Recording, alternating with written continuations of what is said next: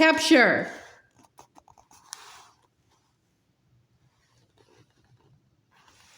The BFG had made thousands of journeys to and from giant country over the years, but he had never in his life made one quite like this, with 9 huge helicopters roaring along just over his head. He had never before traveled in broad daylight either. He hadn't dared to.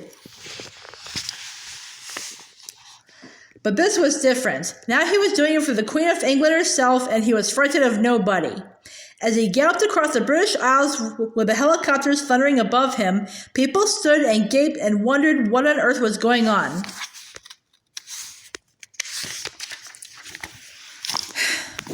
They had never seen the likes of it before, and they never would again.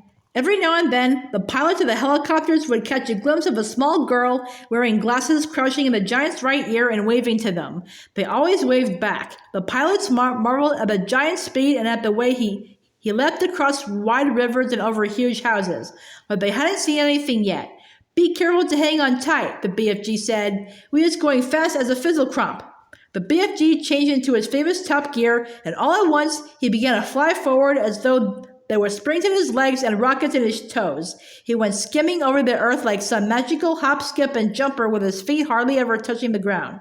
As usual, Sophie had to crouch low in the crevice of his ear to save herself from being swept clean away. The 9 pilots in their helicopters suddenly realized they were being left behind. The giant was streaking ahead. They opened their throttles to full speed, and even then they were only just able to keep up. In the leading machine, the head of the Air Force was sitting beside the pilot. He had a world atlas on his knees, and he kept staring first at the atlas, then at the ground below, trying to figure out where they were going. Frantically, he turned the pages of the atlas. "Where the devil are we going?" he cried. "I haven't the foggiest idea," the pilot answered. "The Queen's orders were to follow the giant, and that's exactly what I'm doing." The pilot was a young Air Force officer with a bushy mustache. He was very proud of his mustache. He was also quite fearless, and he loved adventure. He thought this was a super adventure. "It's fun going to new places," he said. "New places?" shouted the head of the Air Force. "What the blazes do you mean, new places?"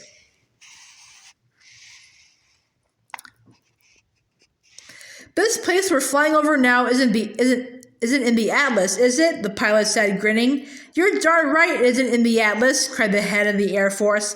"We've flown clear off the last page." "I expect that old giant knows where he's going," the young pilot said.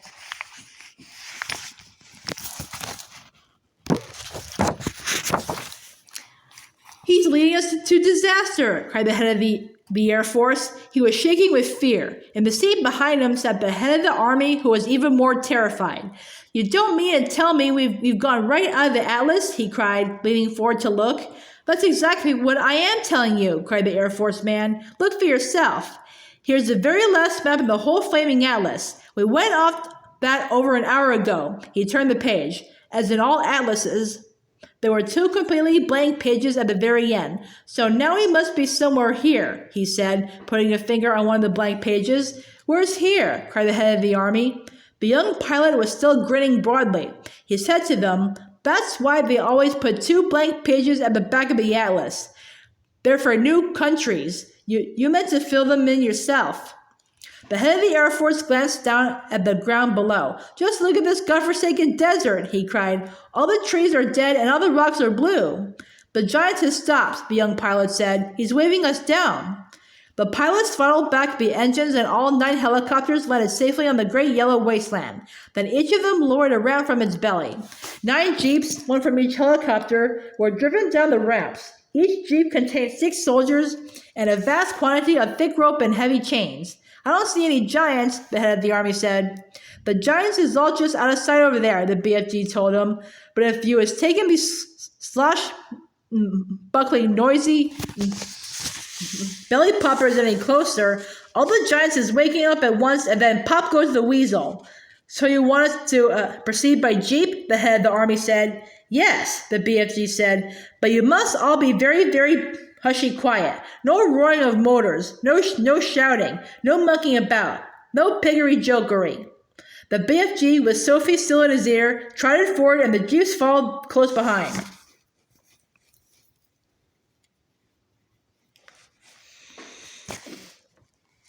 Suddenly, the most dreadful rumbling noise was heard by everyone. The head of the army went pea-green in the face. "Those are guns!" he cried. "There's a battle raging somewhere up ahead of us. Turn back, the lot of you. Let's get out of here." "Pig spiffle," the BFG said. "Those noises is not guns." "Of course they're guns," shouted the head of the army. "I am a military man and I know a gun when I hear one. Turn back." "Those is just the giants snorting in their sleep," the BFG said. "I is a giant myself, and I know a giant snortle when I is hearing one."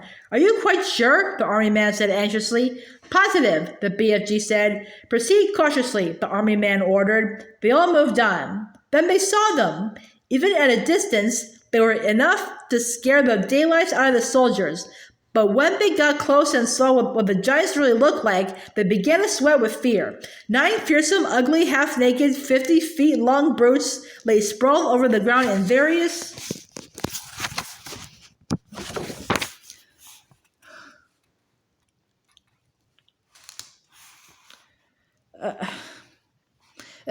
grotesque attitudes of sleep, and the sound of their snoring was indeed like gunfire in a battle.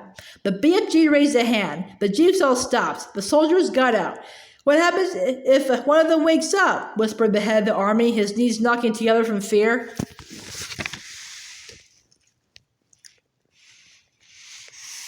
"If any one of them is waking up, he will gobble you down before you can say, knack jive," the BFG answered, grinning hugely. "Me is the only one what won't be gobbled up because giants is never eating giants. Me and Sophie is the only safe ones because I is hiding her if that happens." The head of the army took several paces to the rear. So did the head of the Air Force. They climbed rather quickly back into their jeep, ready to make a fast getaway if necessary. "Go forward, men," the head of the army said. "Go forward and do your duty bravely." The soldiers crept forward with their ropes and chains. All of them were trembling mightily. None dared speak a word.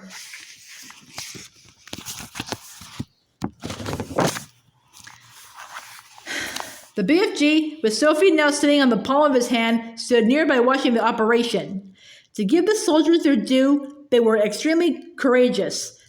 There were 6 well-trained, efficient men working on each giant, and within 10 minutes, 8 out of the 9 giants had been trussed up like chickens and were still snoring contentedly. The 9th, who happened to be the Fleshlumpeater, was causing trouble for the soldiers because he was lying with his right arm tucked underneath his enormous body. It was impossible to tie his wrists and arms together without first getting that arm out from underneath him. Very, very cautiously, the 6 soldiers who were working on the Fleshlumpeater began to pull at the huge arm, trying to release it. The Fleshlumpeater opened his tiny, piggy black eyes. "Which of you foul pesters is wiggling my arm?" he bellowed. "Is that you rotsome man hugger?" Suddenly he saw the soldiers. In a flash, he was sitting up. He looked around him. He saw more soldiers. With a roar, he leapt to his feet. The soldiers, petrified with fear, froze where they were. They had no weapons with them. The head of the army put his jeep into reverse. "Human beings!" the Fleshlumpeater yelled. "What is all you flush-bunking, rotsome, half-baked beans doing in our country?" He made a grab at a soldier and swept him up in his hand. "I is having early suppers today," he shouted, holding the poor squirming soldier at arm's length and roaring with laughter. Sophie, staying on the palm of the BFG's hand, was watching horror-struck. "Do something!" she cried.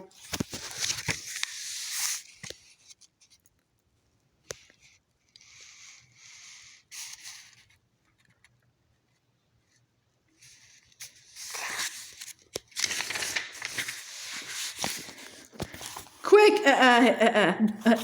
before he eats him! Put that human being down," the BFG shouted. The Fleshlumpeater turned and stared at the BFG. "What is you doing here with all these grotty twiglets?" he bellowed. "You was making me very suspicious."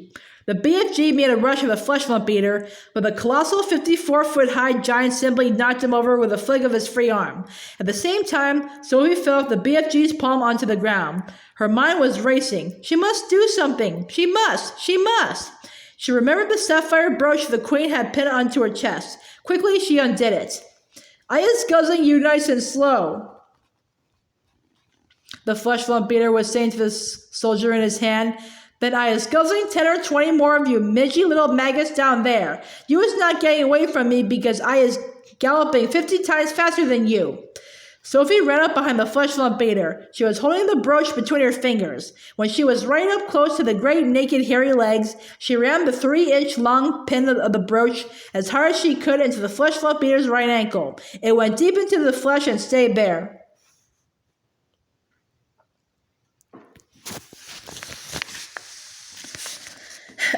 The giant gave a roar of pain and jumped high in the air. He dropped the soldier and made a grab for his ankle. The BFG, knowing what a coward the Fleshlumpeater was, saw his chance. "You was bitten by a snake," he shouted. "I seen it biting you. It was a frightsome, poisonous viper. It was a dreadly, dungerous, thin-screened viper.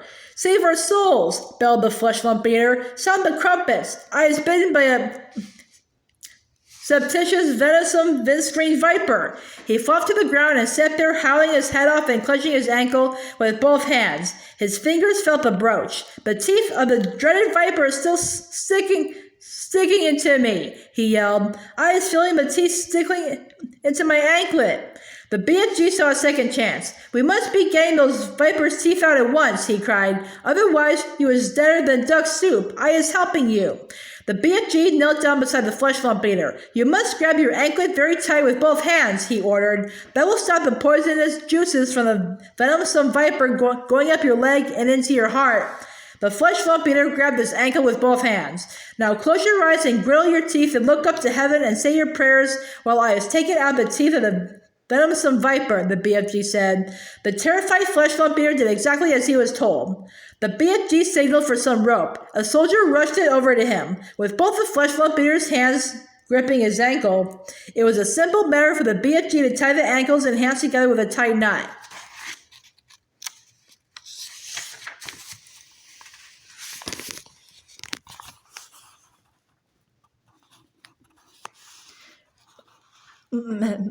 "I was pulling out the frightsome viper's teeth," the BFG says. He pulled the knot tight. "Do it quickly," shouted the Fleshlumpeater, before I is pissing to death." "There he is," said the BFG, standing up. "You can look now." When the Fleshlumpeater saw that he was trussed up like a turkey, he gave a yell so loud that the heavens trembled. He rolled and he wriggled, he fought and he figgled, he squirmed and he squiggled, but there was not a thing he could do. "Well done, you!" Sophie cried. "Well done, you!" said the BFG, smiling down at the little girl. "You were saving all of our lives." "Will you please get that brooch back for me?" Sophie said. "It belongs to the Queen." The BFG pulled the beautiful brooch out of the Fleshlumpeater's ankle. The Fleshlumpeater howled. The BFG wiped the pin and handed it back to Sophie. Curiously, not one of the other 8 snoring giants had woken up during this schmozzle. When you was only sleeping 1 or 2 hours a day, you was sleeping extra doubly deep, the BFG explained. The heads of the Army and the Air Force drove forward once again in their jeep. "Her Majesty will be very pleased with me," the head of the Army said. "I shall probably get a medal. What's the next move?" "Now you is all driving over to my cave to load up my bottles of dreams," the BFG said. "We can't waste time with that rubbish," the Army General said. It is the Queen's order," Sophie said. She was now back in the BFG's hand. So the 9 jeeps drove across to the BFG's cave, and the great dream loading operation began. There were 50,000 jars in all to be loaded up, more than 5,000 to each jeep, and it took over an hour to finish the job. While the soldiers were loading the dreams, the BFG and Sophie disappeared over the mountains on a mysterious errand. When they came back, the BFG had a sack the size of a small house slung over his shoulder. "What's that you've got in there?" the head of the Army demanded to know. "Curiosity is killing the rat," the BFG said, and he turned away from the silly man. When he was sure that all his precious dreams had been safely loaded onto the jeeps, the BFG said, "Now we is driving back to the belly poppers and picking up the frightsome giants."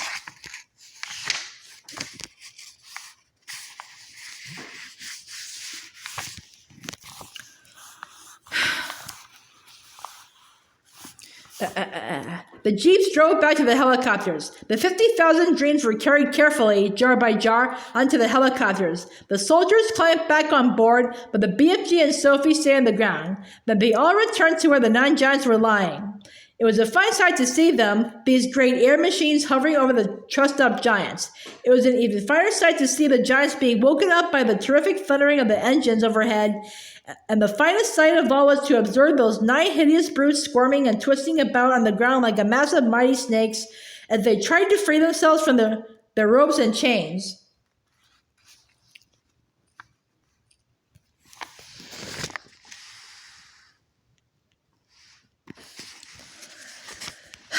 I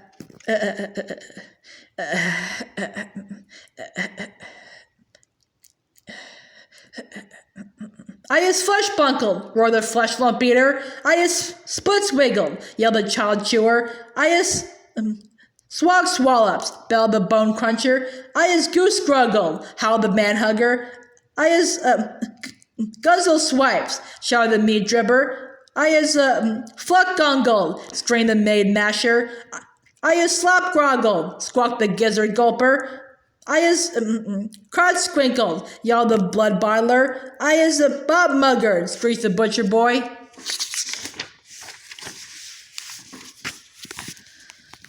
The 9 giant carrying helicopters each chose a separate giant and hovered directly over him. Very strong steel hawsers with hooks at the ends of them were lowered from the front and rear of each helicopter. The BFG quickly secured the hooks to the giant's chains, one hook near the legs and the other near the arms.